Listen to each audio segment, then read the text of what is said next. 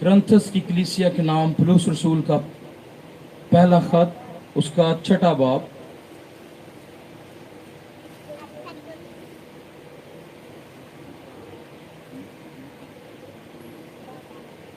19वीं और 20वीं आयत गौर से सुनिएगा।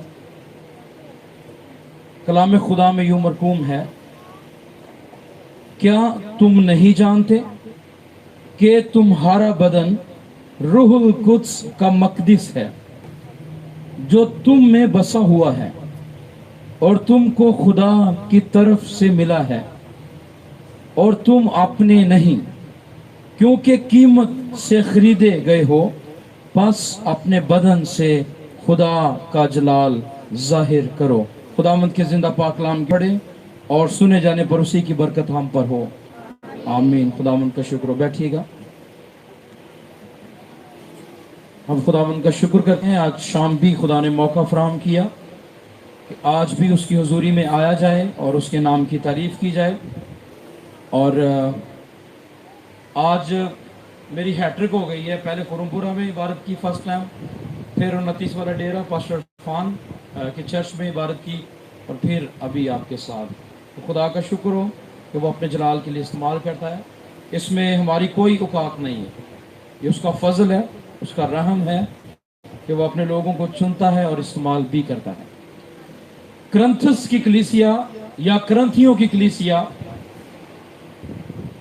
जब यीशु मसीह को इन लोगों ने कबूल किया, कुछ जेंटाइल यानी कि गैर कौम से ताल्लुक रखते थे, कुछ यहूदी लोग थे, और कुछ और मज़हब के लोगों ने जब यीशु मसीह को कबूल किया, तो ये लोग अपने साथ उन तासीरों को जो पुरानी जिंदगी में थी वो भी साथ लेकर आ गए। मसीही ईमान के मुताबिक जो शख्स मसीह में आ जाता है वो नए सिरे से पैदा होता है, और लिखा है पुरानी चीजें जाती रही और देखो वो नई हो गई। कोई भी शख्स जब मसीहत को कबूल करता, जो यीशु को कबूल करता, इसका मतलब ये है कि वो अपनी कश्तियां जला चुका है। कश्तियां जलाने का मतलब कि माजी को भूल गया है, माजी जला चुका। अब नई जगह पर एक नया शख्स नई सोचों के साथ, नए करैक्टर के साथ, नए रवैयों के साथ, नई शख्सियत के साथ एक नया शख्स जो है वो आ गया है। इसलिए पौलुस खुदा का खादिम कहता है, अब मैं जिंदा ना रहा बल्कि मसीह मुझ में जिंदा है। मैं नया शख्स हूं। रात के वक्त, तारीकी के वक्त, एक शख्स निकोदेमुस नाम यीशु मसीह के पास आया, और आते ही 100 की स्पीड से उसने तारीफें करना शुरू कर दी। उसने कहा, यीशु तू तो खुदा की तरफ से उस्ताद होकर आया है, जिस तरह के तू मुझसे करता है कोई भी नहीं कर सकता। तुझे तो खुदा ने उस्ताद बनाकर भेजा है। और ये खुद शरा का आलिम था।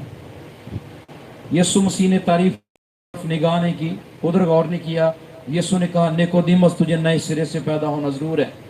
ठीक है, मैं हूं रबी, ठीक है, मुझे खुदा ने भेजा है, बाप ने भेजा है, तूने ठीक किया। यहां तक काफी नहीं है, यहां तक काफी नहीं है कि तू मुझे हार पहनाए, मेरी तारीफें करें और मैं सच्चाई के कलाम को रोक दूं तेरे लिए।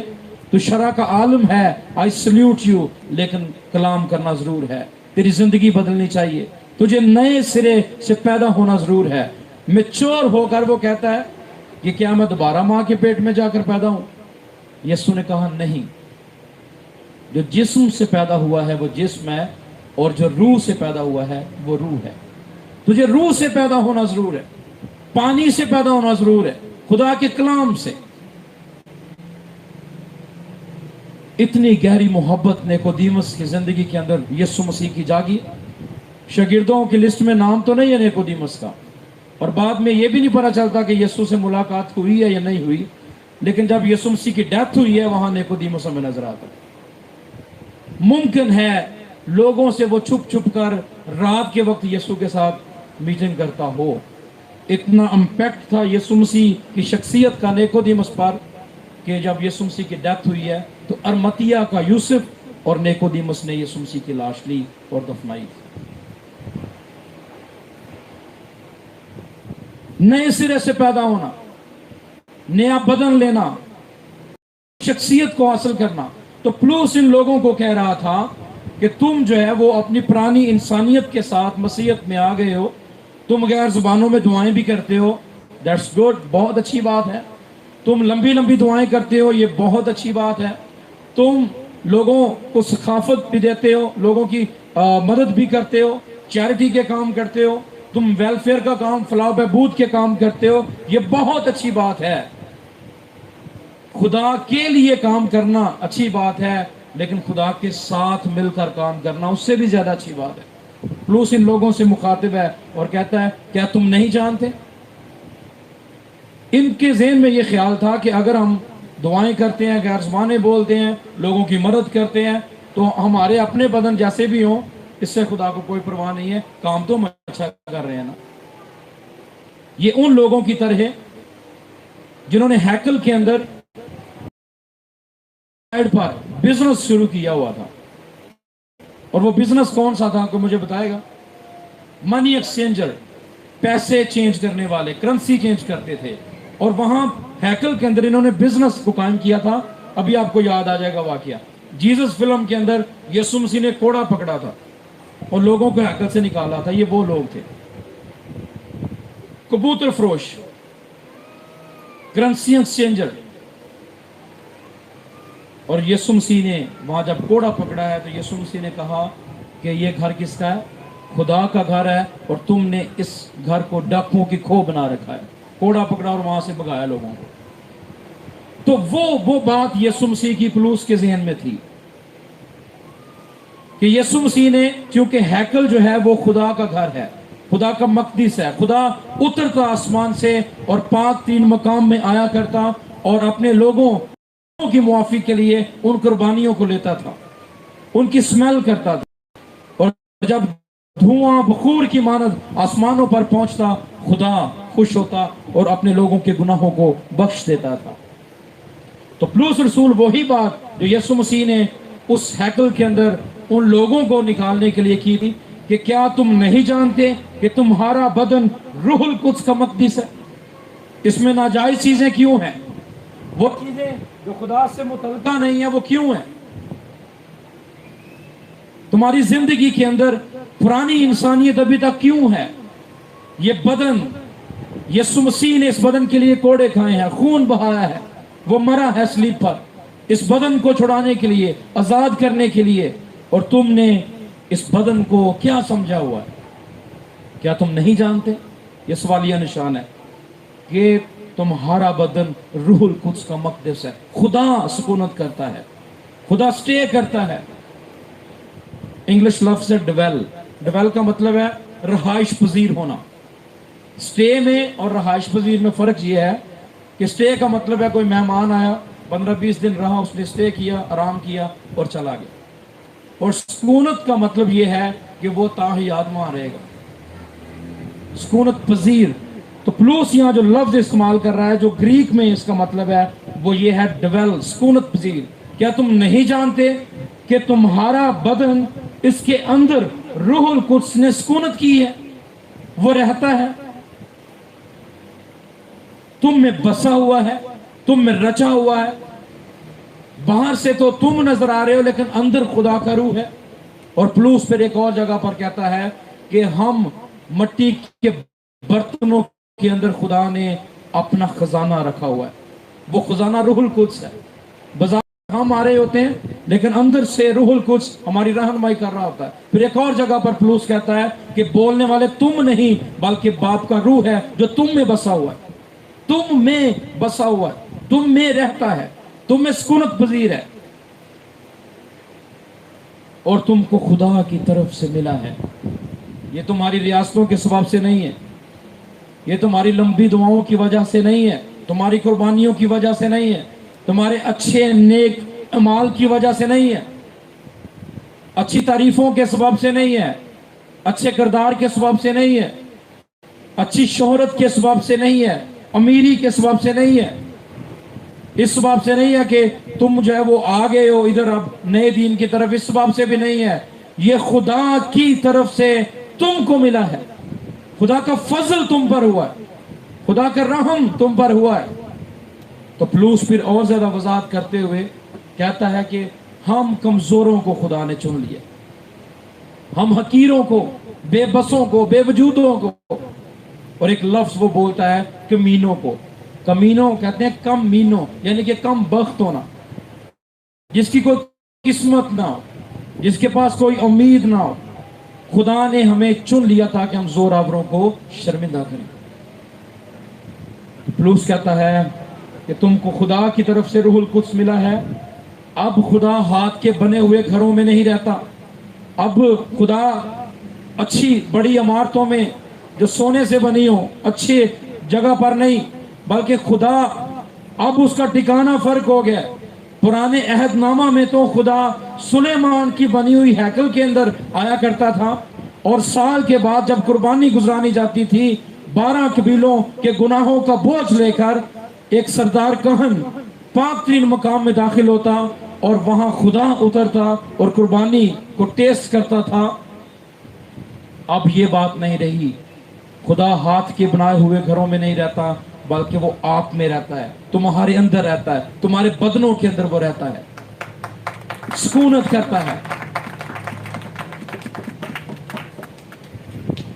اور تم اپنے نہیں. یہاں اس نے بات ہی فائنل کر دی ہے.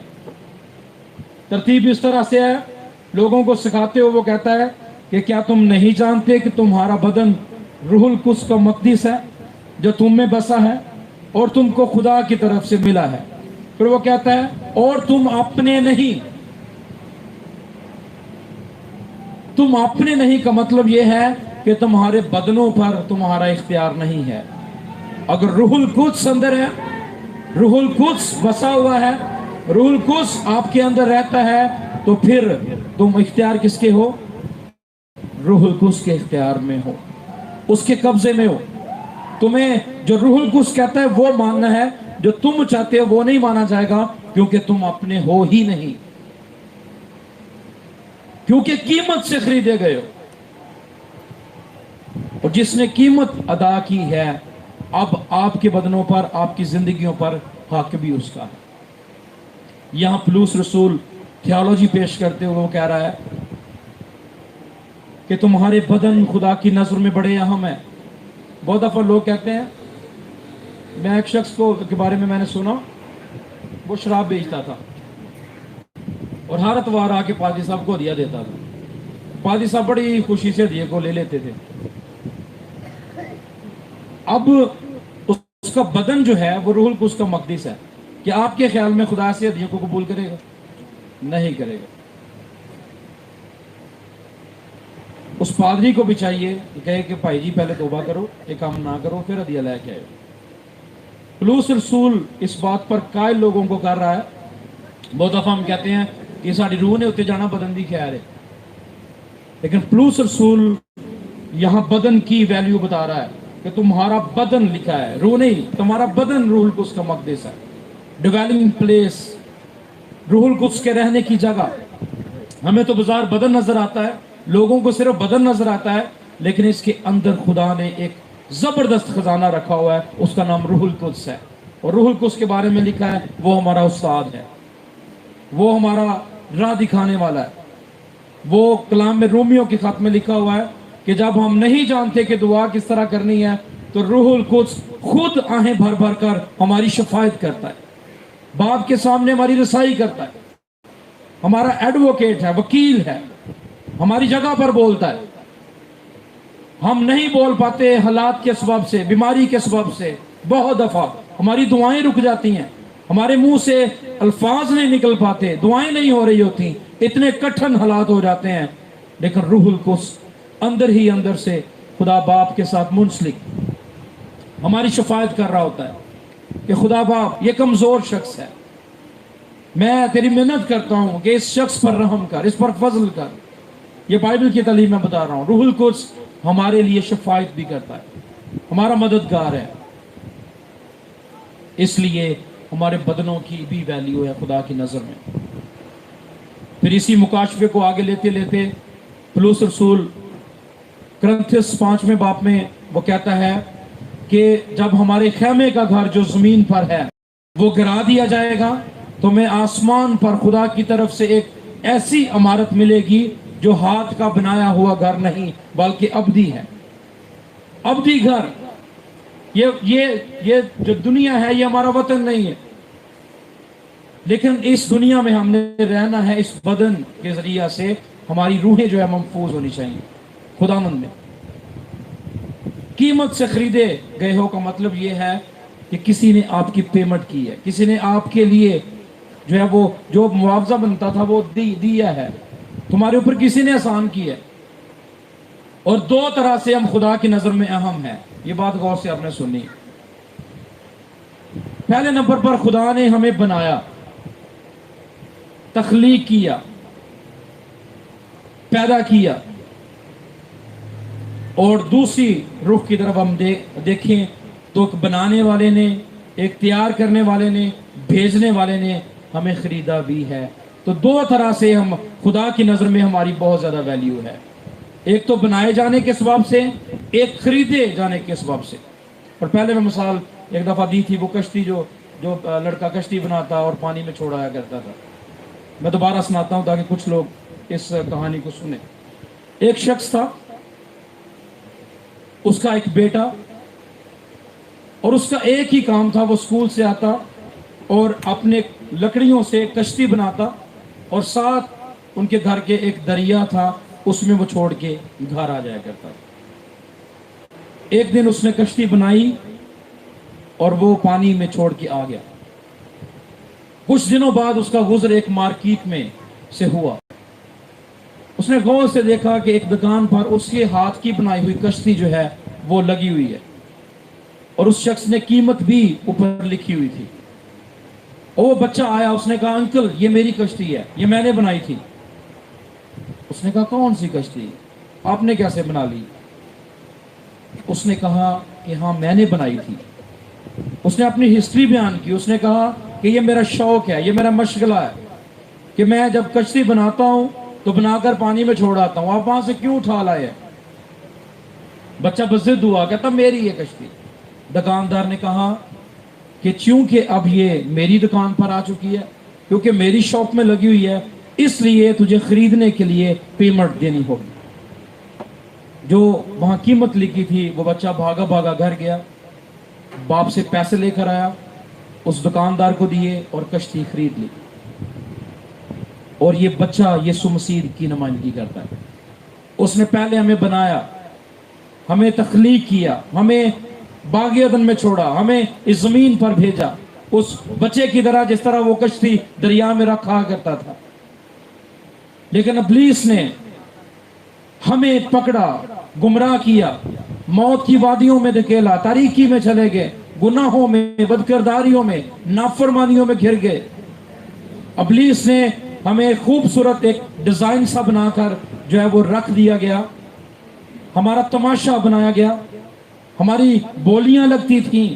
اور پرانے عہد کو جب آپ غور سے پڑھیں تو لکھا ہے کہ غلام خریدنے کا جو سلسلہ تھا، جو شخص بھی غلام کو خریدا کرتا تھا وہ کوئی نہ کوئی نشانی کے طور پر اس غلام پر نشانی لگا دیتا تھا کہ یہ میرا غلام ہے، اور جو مالک کہتا تھا وہ غلام کیا کرتا تھا. اسی طرح سے ابلیس نے ہمارے ساتھ کیا. لیکن یسوع مسیح اس گناہ، اس موت کی مارکیٹ میں اس کا گزر ہوا.